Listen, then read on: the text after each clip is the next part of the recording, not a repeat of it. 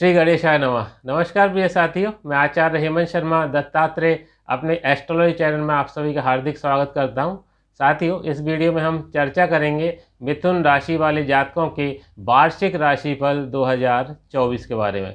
साथियों, आइए इस कुंडली के माध्यम से चर्चा करते हैं कि वर्ष 2024 में ग्रहों की स्थितियां मिथुन राशि वाले जातकों के लिए कैसी रहने वाली हैं। राहु की बात करें तो राहु आपके कर्म भाव है, उस कर्म भाव में पूरे वर्ष गोचर करते हुए दिख रहे हैं।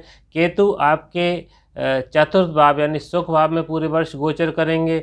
गुरु की बात करें तो 30 अप्रैल तक आपके लाभ भाव में गोचर करेंगे, जबकि 1 मई से पूरे वर्ष 12वें भाव में गोचर करते हुए दिख रहे हैं। शनिदेव की अगर हम चर्चा करते हैं तो शनिदेव आपके जो भाग्य स्थान है उसमें पूरे वर्ष गोचर करते हुए दिख रहे हैं।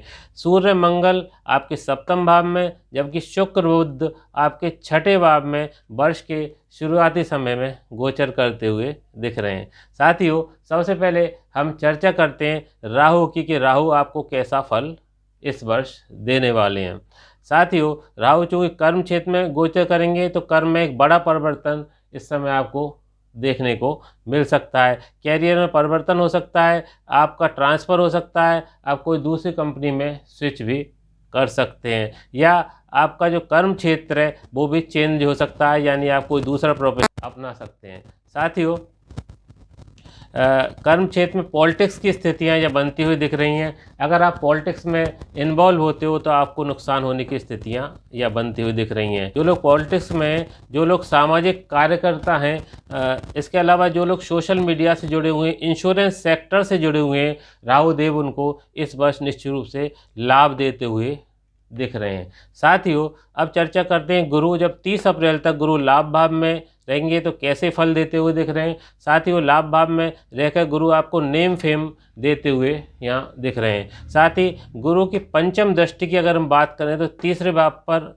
जाएगी, तो निश्चित रूप से जो लोग इंडिविजुअल वर्क कर रहे हैं, डॉक्टर्स हैं, इंजीनियर्स हैं, चार्टर्ड अकाउंटेंट हैं, उनके लिए यह फ़ायदा होता हुआ दिख रहा है। साथियों, गुरु की सप्तम दृष्टि की बात करें तो पंचम भाव पर रहेगी, संतान की उन्नति होती हुई दिख रही है। स्टूडेंट वर्ग को यहाँ फ़ायदा होता हुआ दिख रहा है।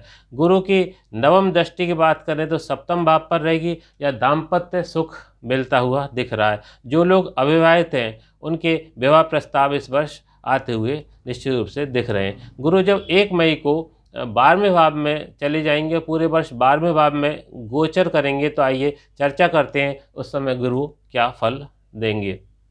साथियों, यहाँ आपके खर्च बढ़ते हुए दिख रहे हैं। दाम्पत्य जीवन में कुछ खटास आती हुई यहाँ दिख रही है, क्योंकि गुरु यहाँ सप्तम भाव के स्वामी होकर 12वें भाव में गोचर करेंगे। पार्टनरशिप में अगर आप व्यवसाय कर रहे हैं तो पार्टनरशिप में, व्यवसाय में पार्टनर से आपके मतभेद होते हुए यहाँ दिख रहे हैं। इसके अलावा चूँकि गुरु आपके कर्म क्षेत्र के मालिक भी हैं, तो यहाँ कर्म में परिवर्तन, यानी कि जो आपका जॉब है उसमें परिवर्तन होता हुआ यहाँ दिख रहा है। प्रोफेशन में परिवर्तन होता हुआ दिख रहा है। आपका ट्रांसफ़र भी यहाँ होता हुआ दिख रहा है। अगर आप मल्टीनेशनल कंपनी से जुड़े हुए हैं तो निश्चित रूप से आपको फ़ायदा होता हुआ दिख रहा है। इंपोर्ट एक्सपोर्ट्स आप कर रहे हो, कोई व्यवसाय इंपोर्ट एक्सपोर्ट से रिलेटेड है, तो वहाँ आपको फ़ायदा होता हुआ दिख रहा है। इस दौरान आपकी फ़ॉरेन ट्रिप होती हुई दिख रही है, तो फ़ॉरेन ट्रिप के लिहाज से, मल्टीनेशनल कंपनी में जो वर्क कर रहे हैं उनके लिहाज से, और इंपोर्ट एक्सपोर्ट्स का जो व्यवसाय कर रहे हैं उनके लिए यहाँ गुरुदेव अच्छा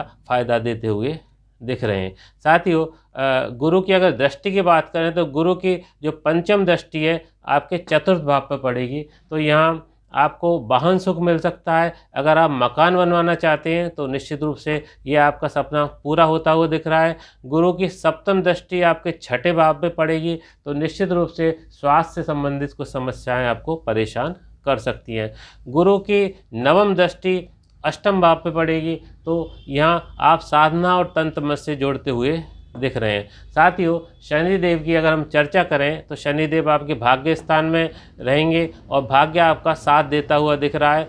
चूँकि शनि कर्म प्रधान है, तो अगर आप कर्म करते हो, आप कठिन मेहनत करते हो, तो निश्चित रूप से आपको यहाँ फ़ायदा होता हुआ दिख रहा है। अदरवाइज़ आपको शनिदेव यहाँ फ़ायदा नहीं दे पाएंगे, क्योंकि शनिदेव कर्म प्रधान माने जाते हैं। वैसे भी साथियों, न्यूमरोलॉजी के आधार पर यह वर्ष शनि का वर्ष माना जाएगा, क्योंकि अगर हम 2024 के नंबर्स काउंट करते हैं तो 8 आता है, और 8 जो है शनि को रिप्रेजेंट करता है। तो निश्चित रूप से यह वर्ष कर्म का वर्ष है, और जितना ज़्यादा कर्म मिथुन राशि वाले जातक करेंगे उतना ही उनको अच्छा फल मिलता हुआ दिख रहा है। या शनिदेव की अगर हम बात करें तो शनिदेव अष्टम भाव के भी स्वामी हैं, तो कुछ रुकावटें, कुछ परेशानियां भी यहाँ आ सकती हैं, और इसके लिए आपको साधना से जुड़ने की आवश्यकता है, आध्यात्म से जुड़ने की आवश्यकता है, जिससे परेशानियों से आपको निजात मिलती हुई दिखे।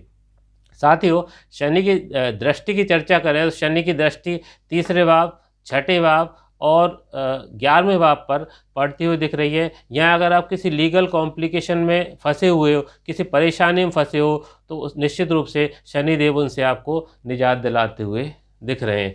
केतु की अगर हम बात करें तो केतु यहाँ आपके भ्रम पैदा कर सकते हैं, चिंताएं पैदा कर सकते हैं, माँ का स्वास्थ्य भी खराब हो सकता है, इसके लिए आपको सावधान रहने की आवश्यकता है।